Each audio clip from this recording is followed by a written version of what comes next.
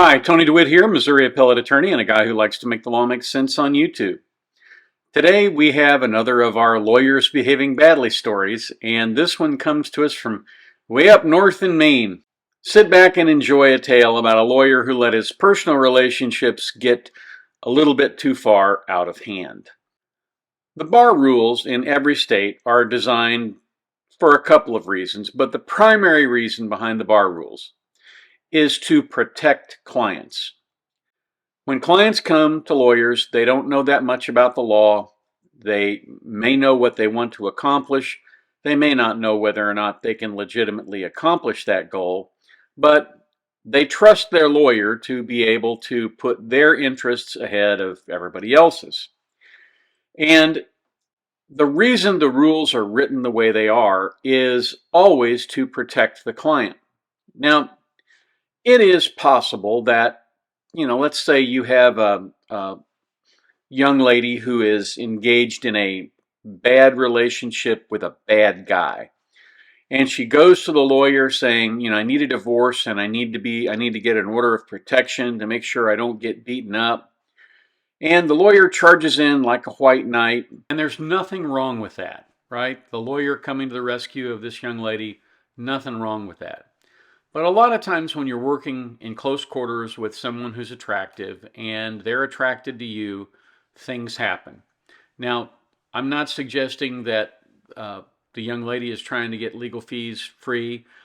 I'm not suggesting that the attorney is preying on a vulnerable client. Basically, I'm just saying that when you put a man and a woman together and there is some traction there, things tend to happen. And the rules are written with that in mind. But where a client and a lawyer are engaged in a relationship at the same time that there's representation going on, it is almost impossible for the lawyer not to become emotionally involved if he's also emotionally involved with the client. And that destroys professional objectivity, and that disservices the client, and that's why the rule exists. And there are rules to that effect. Rule 1.8J says unless you had a relationship with someone before they came to you as a client, you can't have a relationship with them after they've become a client. I have had clients that came on to me, as hard as that is to believe, I've had clients come on to me and indicate that they'd be willing to, do things that they knew that both they and I shouldn't be doing. And the way you deal with that as a lawyer, and you say, I'm flattered, but that's not who I am. I'm a straight arrow. I don't do that kind of thing. If you want a lawyer to do that kind of thing with you, you need to find another lawyer. And in fact, that might be a good idea for you. You can't dance. There's a great Garth Brooks song about standing outside the fire. Well, when you are a lawyer, you have to stand far outside that fire, because if you get emotionally involved with a client, it destroys your objectivity. And the one thing that a lawyer brings into a case is objectivity. And when a lawyer sees that a client is being unreasonable, he has a duty to say, look, I understand you want the sun and the moon and the stars, but all I can get you is the moon. And we have to be careful about how we go about getting you the moon. The job of the lawyer is to be the adult in the room.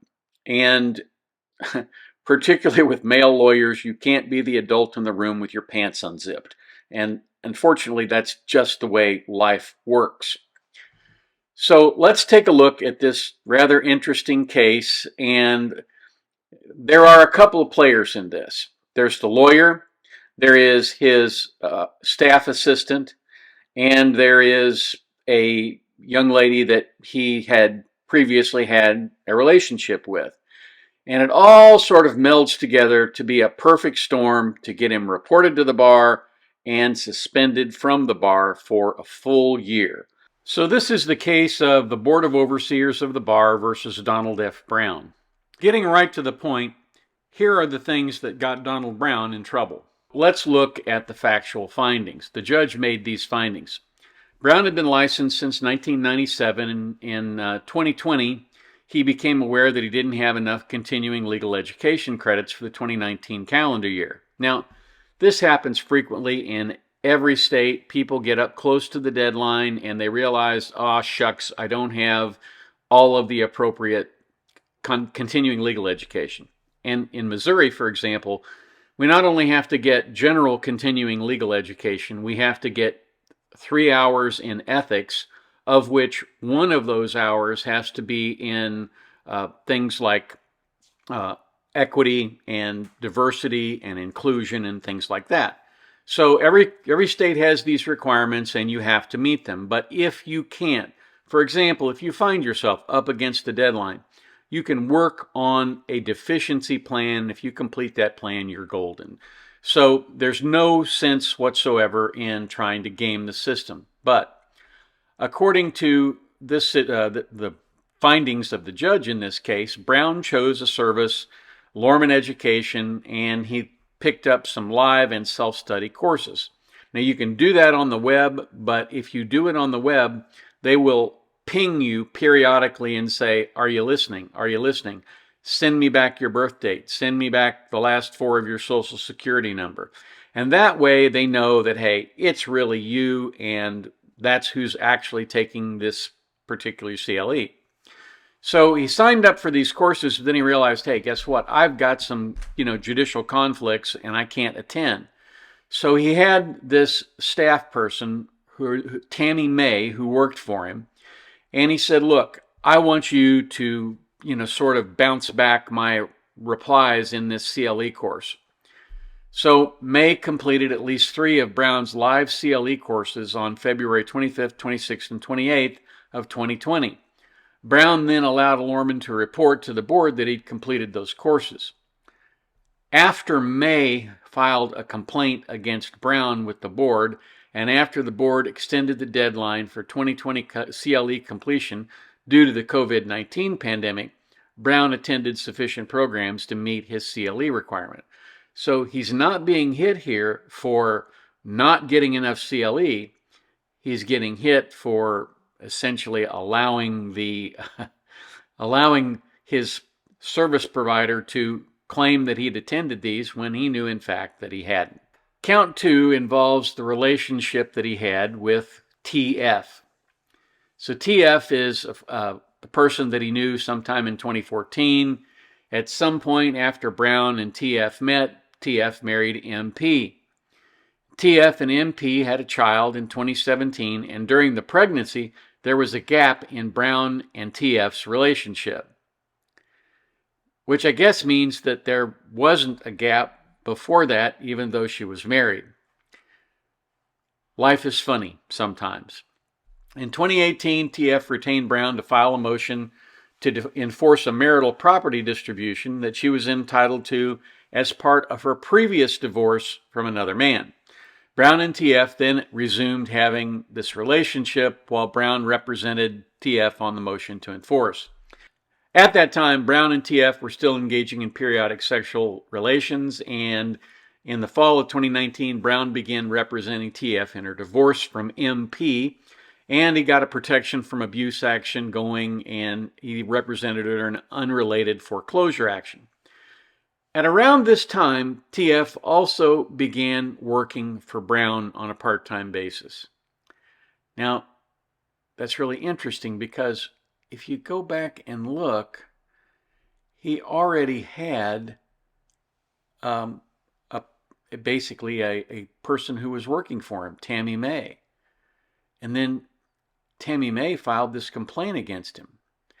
I wonder if there's any link between that and, TF coming to work and knowing that they were sharing the same headquarters, so to speak.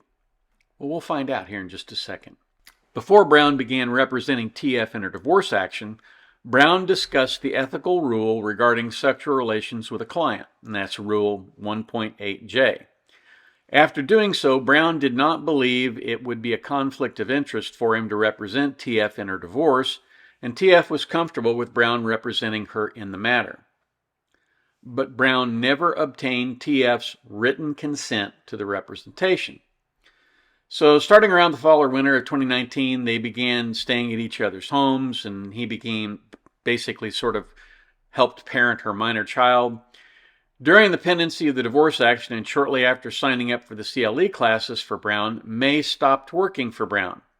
On March 11th, she contacted MP's divorce attorney to say that she had information that could help MP. MP's attorney agreed to speak with May, and May provided him with information about Brown's relationship with TF. This is problematic for Brown for two reasons.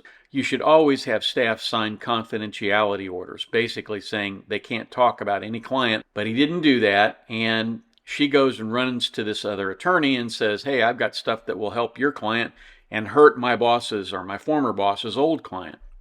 So it gets Brown in trouble, and it also should have gotten MP's lawyer in trouble because he knows that what she's doing is more or less violating the attorney-client privilege that MP and TF enjoy.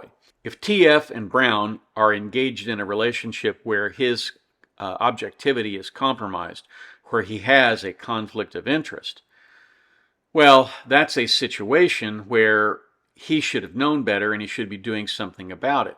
But you don't get to invade that attorney-client privilege as another lawyer. But what you can do is you can go and you say, somebody talked to me about this, we need to talk about what's going on. And at that point, if he does the right thing, you let it go. But unfortunately, in this case, he didn't do the right thing. MP's attorney spoke with May, and then he was concerned that TF's relationship with Brown was contributing to the contentiousness of the divorce. He brought this up in a hearing. The magistrate called a recess and advised both Brown and MP's attorney to contact bar counsel to inquire whether their actions conform to Maine's ethical rules. So not only was Brown deep in the kimchi here, but so was MP's lawyer. He had essentially trod into the relationship of an attorney and a client, and he knew better than to do that. The bar counsel told Brown that he should not probably continue to represent TF.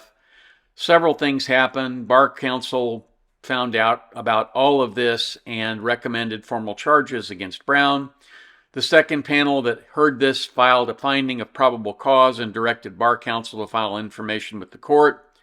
Bar counsel filed a 3-count information with the executive clerk of the Supreme Court. Count 1 alleged that Brown violated Maine bar rules and Maine rules of professional conduct with regard to his continuing legal education. Count 2 alleged that Brown violated Maine's rules of professional conduct regarding his representation of TF. And then there was a third count that apparently Brown had misrepresented circumstances in a motion to continue. Following a hearing, the judge found that the board had proved counts 1 and 2, and he found for Brown on count 3. And based on the evidence, the judge concluded that there was professional misconduct. They essentially found that he had violated the rules and suspended him for a year starting in October of 2022. Now, there's a lot more in the opinion that goes into why the Supreme Court thought that the sanction was appropriate and why they thought there was sufficient evidence, but we don't need to get into that. Basically, this guy did two things that were very bad. One, he lied about his continuing education. And if you're going to lie about something that's relatively minor and inconsequential, like continuing legal education, what else are you going to lie about? Especially when there is a process through which you can fix that deviation, that problem that you have with not having enough hours. There are ways you can do it, and the bar will always work with you on something like that. The second thing that he did was he was involved in this relationship and he didn't get consent in writing. If he had gotten consent in writing, they might have still given him some trouble with it, but if he had gotten the consent in writing, then he would have been golden on that issue too. That's why one of the things that I especially tell doctors and nurses is you got to do the paperwork. You got to write it down. If it isn't written down, you didn't do it. And in this case, he didn't write it down. He didn't prepare a memo, and he didn't get her to sign it.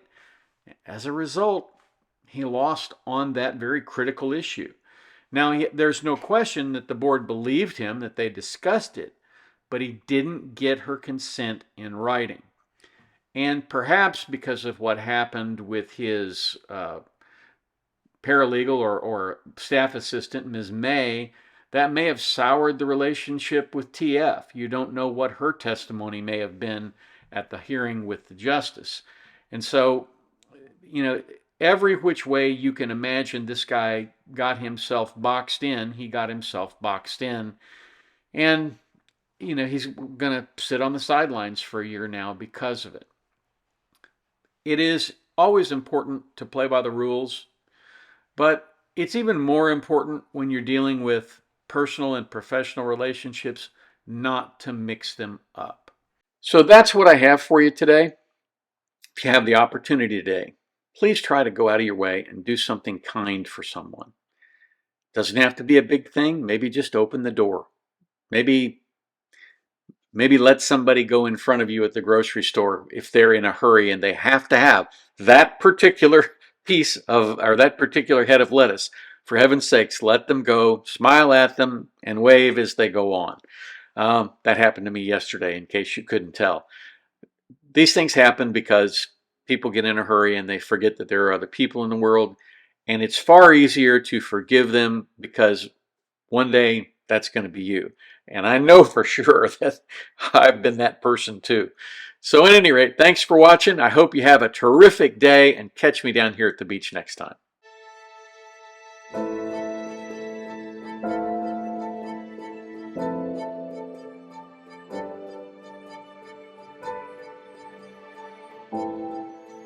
If you like this video, here are a few others you might try, and don't forget to subscribe. Have a terrific day, guys.